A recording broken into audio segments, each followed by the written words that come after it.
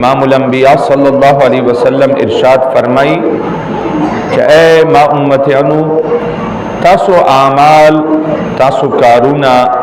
تاسو پا عشائر باندی یعنی تاسو چور خپلوان وفات سوی دی پاغوی باندی پیش کیجی او چکلا اغا خیر خبر اوینی نیک عمل اوینی بیا دوی خوشحال اسی او کچرتا بد عمل اوینی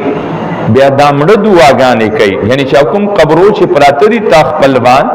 ا دعا کوي اللهم لا تمتهم حتى تهديهم كما هديتنا یا رب ذو جلاله چې دا کوم شاته کسان موږ خپلوان پاته دي رب کائنات دوی تا غوی پورې مرګ ما ورکاوه طریق ټیم پورې مرګ ما ورکاوه چې چو پورې دی هدایت نه ور نصیب کړه نو دا مړ سړی پر دعاګانې کوي مطلب دا اصل لای چې دا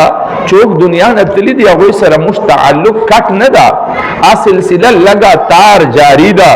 دنیا وال خلق زمدي خلق چې کوي هغه پر بخشش دعاګانې او ثوابونو پر سامان کوي او هغه چې کوم مړ دی اعظم دوی پر دعاګانې کوي نو دا کرم دی چا ده د رب ذو جلال انعام د چې داسې کسان چاته نصیب سي مولانا اسماعیل سے رب ذو جلال د خلوص قبول فرمای یو شعر ویل لای چې د حضور د صحبتونو له خاطره ټول نیکان صدیق اکبر ته نه رسیږي اچھا دا ټکی دی شعر دی خو کومه چرته په یو ټکی باندې غور وکړو چې یار دا مقام اخر ولې ملاو سوای دا اخر دا عزتونه ملاو ولې دي ما خو عمر کم دا ما خو عبادات کم دی خو که بیا سوچ وکړو بیا هغه ډیرو عمرو والا هغه ډیرو عباداتو والا هغه ډیر سخت عباداتو والا اب حشر په ورځ باندې ولاړی چې چو پورې دا ګناهګار جنت ته نه تلی دا وجه څه ده دا هغه چې حضور صحبت نه ده صدیق اکبر رضی الله تعالی عنہ عبادت په خپل جی باندې عملونه په خپل جی باندې او که عزت ملاو دا مقام ملاو دا آدی حضور په نسبت باندې ملاو دا آدی حضور سره په نزدېوالی ملاو دا آدی حضور سرور کائنات په صحبت باندې ملاو دا او دغه په باره چې دا آیت کریمه ما تلاوت کړل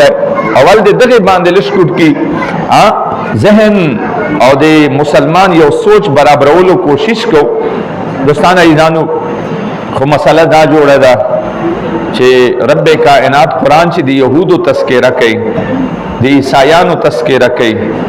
چې رب ذو جلال په دوی انعام وکړلای او دوی ته اعلان څه شوی رب کائنات اعلان دا کړو فضلتکم علی العالمین هغه خلق باندې ما تاسو ته فضیلت در کړای دا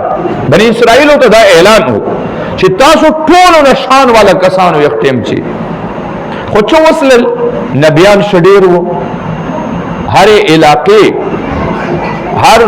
دور ہر ماحول ہر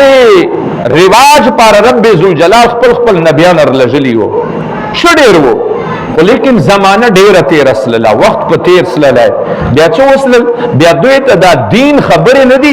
دا د خلکو ټوک ښکارې دي دا د ملګانو کیسې ښکارې دي تر دوه پورې چې لا ان هذا الا اساطير الاولين ای دا خو د اولنې خلکو درواغ ټوک خبرې دي نن مسلمان المیه دا جوړه سوي دا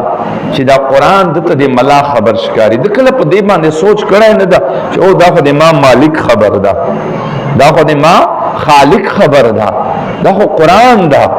دا خو هغه کلام ده چې دا ګارانټي ده د دنیا او د آخرت ګټي کله په دې باندې د خپل دماغوري کړي نه ده سوچ بیچاره کړي نه ده دې الله اکبر نیت تړلای ده بس یو روټین جوړ ده خو هغه زړه ته نه ګډي شي